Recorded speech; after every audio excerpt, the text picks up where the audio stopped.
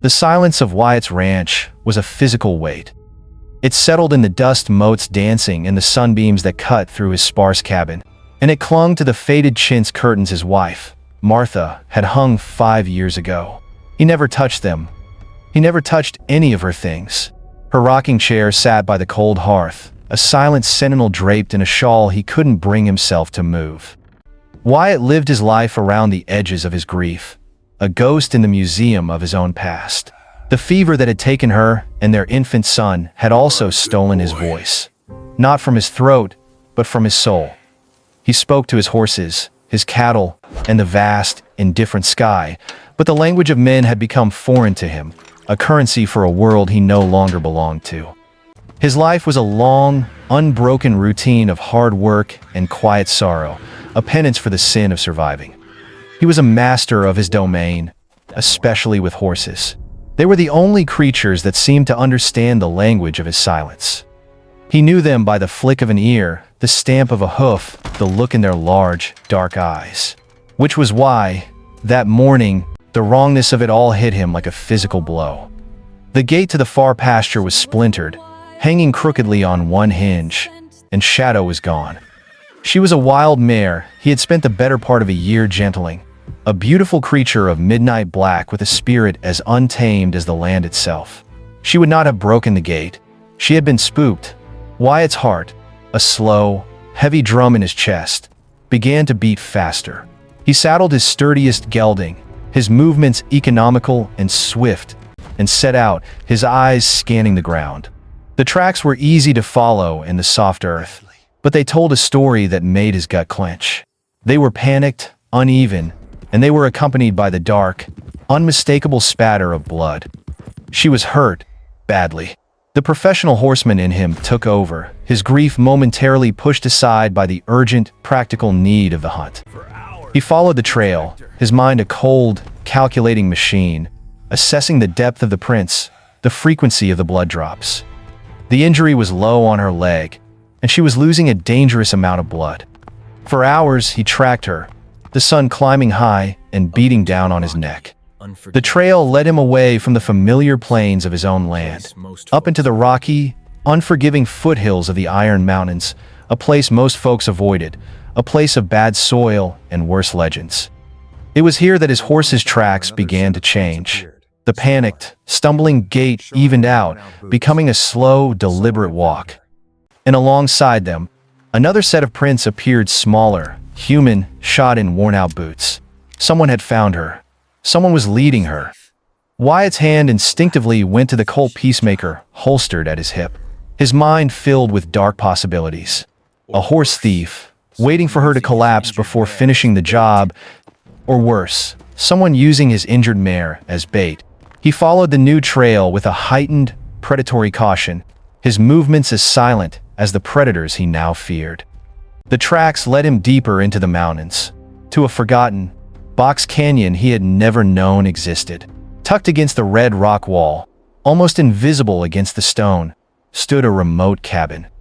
It was old, the wood bleached gray by years of sun and wind, looking as though it had grown out of the earth itself. A thin, almost invisible wisp of smoke curled from its stone chimney. Wyatt dismounted, his heart a cold knot of dread, and crept forward, his rifle now in his hands. The valley was unnaturally quiet. The air was still, the only sound the faint buzz of insects and the distant cry of a hawk circling high above. The cabin seemed to absorb the silence, a place of deep, profound isolation. It looked abandoned, a relic from a forgotten prospector, yet the smoke from the chimney and the strange trail leading to its door told a different story. Wyatt moved with the practiced stealth of a hunter, circling the structure, his eyes scanning for any sign of movement, his rifle held at the ready. He found a grimy, cracked window at the side of the cabin. Peering through the distorted glass, he could make out the dim interior. And then he saw her. Shadow was standing in the middle of the one-room cabin, her head low, her flank heaving with exhaustion. A clean, white cloth had been tied tightly around the gash on her leg, a makeshift but effective bandage. The sight of his horse, alive and tended to, sent a wave of relief through him so powerful it almost made him dizzy. But the relief was instantly obliterated by what he saw next. A figure moved out of the shadows. It was a woman. She was young, her frame thin, her face pale and smudged with dirt. She moved with a quiet, gentle grace, stroking Shadow's neck and whispering words too low for him to hear. And then, as she stepped into a sliver of light filtering through a crack in the roof, Wyatt's world shattered. She was bound. A long, rusted iron chain was connected from a thick leather cuff on her ankle to a heavy iron ring bolted into the cabin's stone hearth. She was a prisoner. For a long moment, Wyatt couldn't breathe. His mind refused to process the scene before him. An injured horse, a remote cabin, and a woman in chains. It was a tableau from a nightmare. His first thought was a violent, protective rage. He raised his rifle, ready to splinter the door and storm in. But then, the woman looked up, as if sensing his presence. Their eyes met through the grimy glass. She wasn't screaming. Her expression wasn't one of pure terror, but of a deep, weary caution. And then, she did something that stopped him cold. She raised a single finger to her lips, a clear, desperate signal for silence. The silent warning threw his instincts into chaos. This wasn't a simple rescue. This was something far more complicated and far more dangerous. He lowered his rifle, his mind racing. Who was she? And who was the monster that kept her here? He retreated back into the rocks, his heart pounding a frantic rhythm against his ribs. The initial confrontation he had expected, a violent clash with a horse thief, had been replaced by a silent, terrifying pact with a captive. He was no longer a pursuer. He was now a co-conspirator. He settled down to wait. The image of the woman in chains burned into his mind. The waiting was a special kind of hell. Wyatt remained hidden in the rocks as the sun bled across the sky and the valley sank into the cold, inky blackness of a moonless night. He was a man of action, and the forced stillness chafed at him. Every instinct screamed at him to storm the cabin, but the woman's silent plea held him back. He built a small, cold camp, his senses on high alert, listening to the sounds of the night, waiting for the return of the monster who had built this cage. But no one came. The night passed in an unnerving silence. At dawn, driven by a gnawing worry, he crept back to the cabin. Through the window, he saw the woman, whose name he would learn was Lena, giving Shadow a bucket of water from a small well inside the cabin. She looked exhausted, her movements slow, but she tended to the horse with a gentle care that spoke of a deep, innate kindness. He made a decision. He couldn't storm the cabin, but he couldn't leave. He began a new routine. He would hunt, leaving a freshly killed rabbit or squirrel on a flat rock a safe distance from the cabin door. At first, the offerings were left untouched. Then, one day, the rabbit was gone. The next morning, he found his empty canteen, refilled with cool, clean water, sitting on the same rock. It was their first silent communication, a trade, sustenance for water, a fragile thread of trust being woven in the desolate silence. One night, emboldened by this strange routine, he crept to the cabin wall. "Hello," he whispered, his voice a rough rasp against the wood. He heard a sharp intake of breath from inside, then a long silence. He was about to retreat when a soft voice, trembling but clear, whispered back, "You shouldn't be here. He will kill you." That was how their slow burn began. Night after night, they would speak in hushed tones through the cabin walls. She told him her name was Lena. She told him about the man who kept her, a man she only called Barrett. He had killed her father, a prospector who had stumbled upon a rich vein of silver in these mountains. Barrett, his partner, had murdered him to claim it all for himself and had taken Lena, then just a girl, as his prisoner. He had convinced her that the world outside was a wicked, dangerous place, and that he was her sole protector. It was a lie she had almost come to believe. As she spoke, Wyatt found himself sharing his own story, the words pulled from a part of him he had thought long dead. He told her about Martha, about the fever, about the crushing guilt of being the one who survived. He spoke of the silence, the emptiness, the feeling of being a ghost in his own life. Lena listened, and in the darkness, she didn't offer pity. She offered understanding. "We are both haunted," she whispered one night, and the simple truth of her words resonated in the deepest corners of his soul. They were two people, scarred by the cruelty of men, finding a strange solace in sharing their pain through a wall of rough-hewn logs. He had come to save his horse, but he was slowly realizing he might be here to save something else entirely. Their strange, nocturnal conversations became the center of Wyatt's world. He lived for the moments when he could hear her voice, a fragile thread of warmth in the cold wilderness. He began to see past the chains and the fear, and saw Lena herself, her intelligence, her resilience, her quiet, defiant spirit. He was no longer just a would-be rescuer. He was a man falling for a voice in the dark. One afternoon, he brought her a small, purple wildflower he had found growing in a crevice. He left it on the rock, a silent, uncharacteristic gesture of tenderness. That night, when they spoke, her voice was different, softer. "No one has given me a flower in a very long time," she whispered.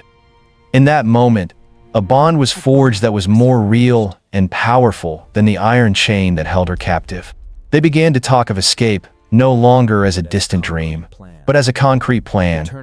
The turning point came unexpectedly. Barrett had been gone for nearly a week, a longer trip than usual. Anxious and emboldened, Wyatt decided they couldn't wait any longer. He used a crowbar he had brought from his ranch to pry the rusted hinge off the cabin door. The screech of tortured metal was deafening in the silent valley, but he didn't care. He stepped inside, finally seeing her not through a grimy window, but face to face. She was even more beautiful than he had imagined, despite the pallor of her skin and the fear in her eyes. But before he could even move towards the shackle on her ankle, she held up a hand, her eyes wide with a new kind of alarm. "Wait," she whispered, her gaze fixed on something behind him. Wyatt turned. Hanging on a peg by the door, half hidden by a canvas tarp, was a leather saddlebag, Barrett's saddlebag. Lena had never dared to touch it. Driven by a sudden, desperate curiosity, Wyatt took it down. Inside, amongst the spare ammunition and dried rations, was a small, silver locket. It was tarnished with age, but clearly an object of some value. He clicked it open. Inside were two portraits. One was of a stern, unsmiling man he assumed was Barrett. But the other was a miniature painting of a beautiful, vibrant woman with a familiar, radiant smile and eyes that crinkled at the corners. Wyatt's blood ran cold. He stumbled back, the locket falling from his nerveless fingers. It was Martha, his Martha. The locket was one he had given her on their first anniversary. The shock was a physical blow, a punch to the gut that stole the air from his lungs. The questions came in a dizzying, sickening rush. How? Why? Was Barrett the man she had known before him? Was her past a lie? The woman in chains before him suddenly blurred, her identity merging with the ghost of his wife. Lena, seeing the locket and the look of utter devastation on his face, finally understood. That was your wife? She whispered, her voice filled with a horrified awe. She then pointed to the other portrait. That man, Barrett, he was your friend. He came here after the fever. He told me he was looking for you, that you had gone mad with grief and run off into the mountains. He said he would wait for you. He said he was protecting this place for you. The truth, when it came, was a betrayal so profound it eclipsed everything else. Barrett wasn't just a monster. He was Wyatt's former friend and army comrade, a man he had trusted completely. He hadn't been protecting a claim. He had been squatting on Wyatt's grief, living in the shadow of his tragedy, and keeping a woman prisoner just miles from where Wyatt mourned. And Wyatt, in his self-imposed isolation, had never even known. The secret in the cabin wasn't just a captive woman. It was the twisted, rotten heart of a friendship he had once held dear. The revelation of Barrett's identity sent Wyatt into a spiral of rage and grief. The man who had comforted him at his wife's funeral was the very monster who kept a woman in chains a stone's throw away. The betrayal was absolute, but amidst the emotional chaos, a cold, hard fact began to emerge, pulling him back from the brink. The name on the ledger. It was a memory, a story. Barrett had told him years ago, a story Wyatt had dismissed as a tall tale. Barrett had bragged about a partner he had cheated out of a silver claim, a man who had conveniently disappeared. The name of that partner, Wyatt now remembered with sickening clarity, was the same as Lena's father.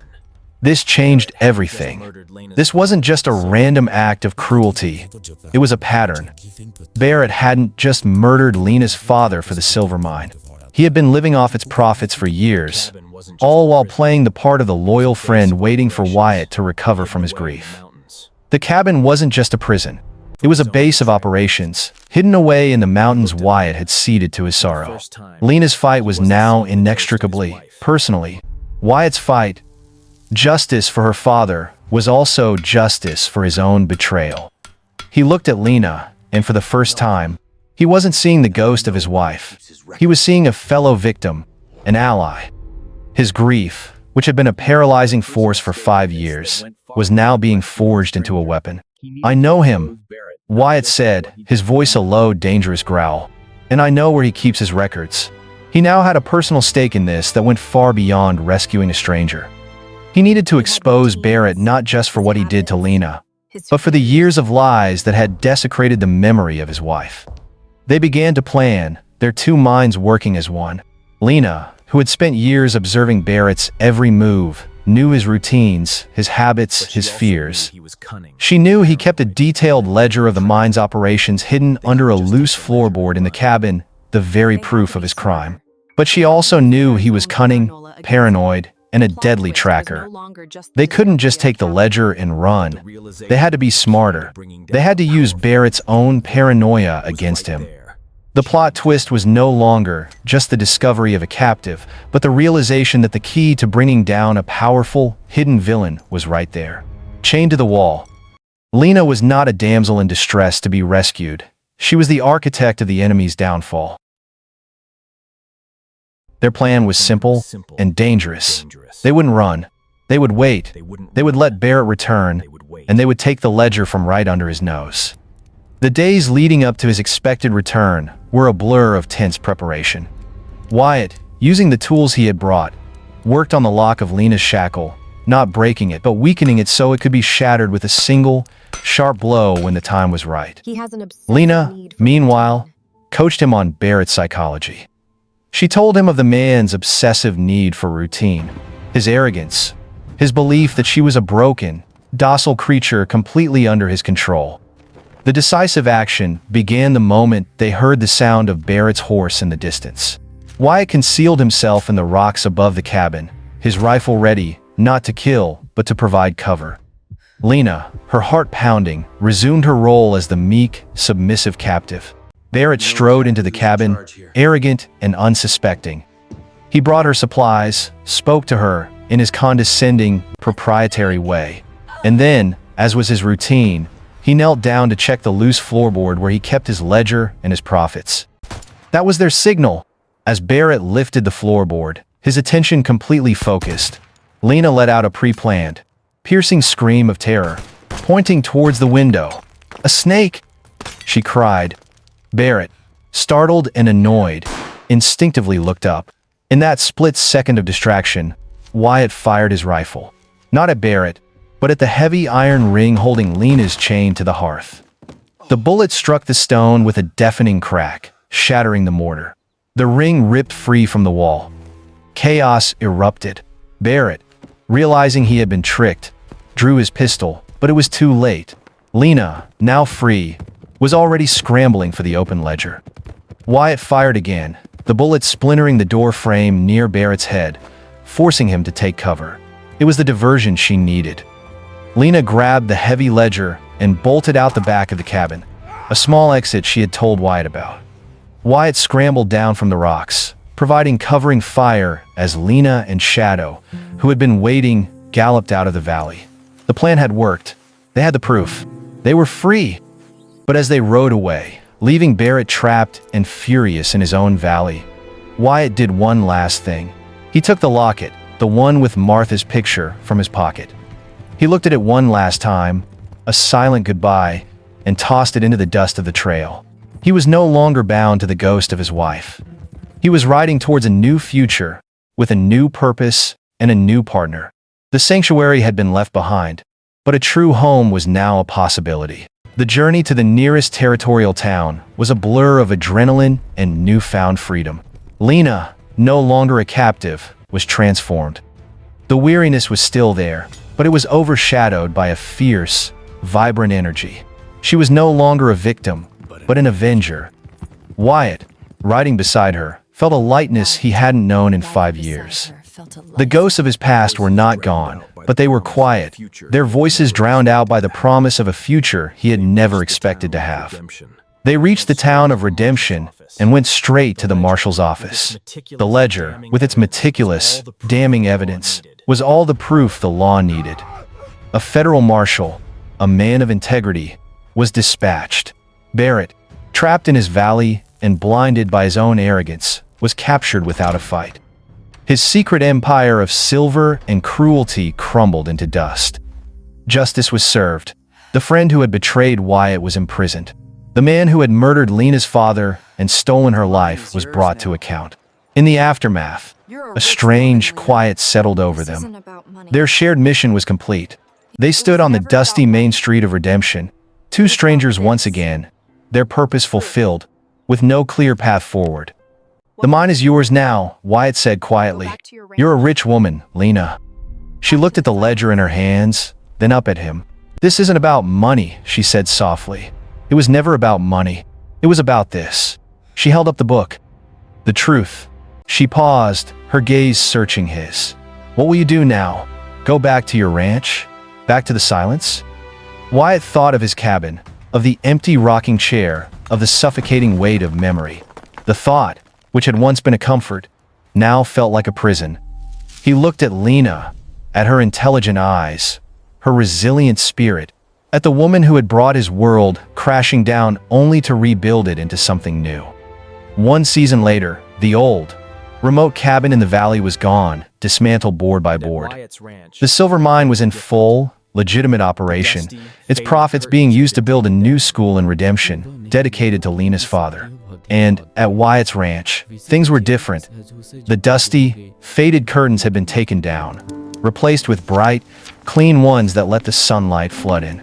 The rocking chair was still there, but it was no longer empty.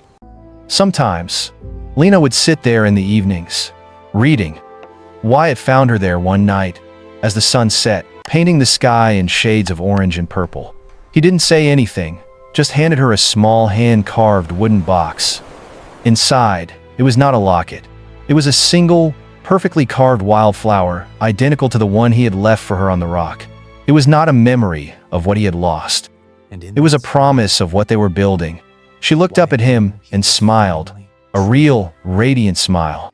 And in that smile, Wyatt knew he was finally, truly home. The wounded horse had not just led him to a secret. It had led him back to life.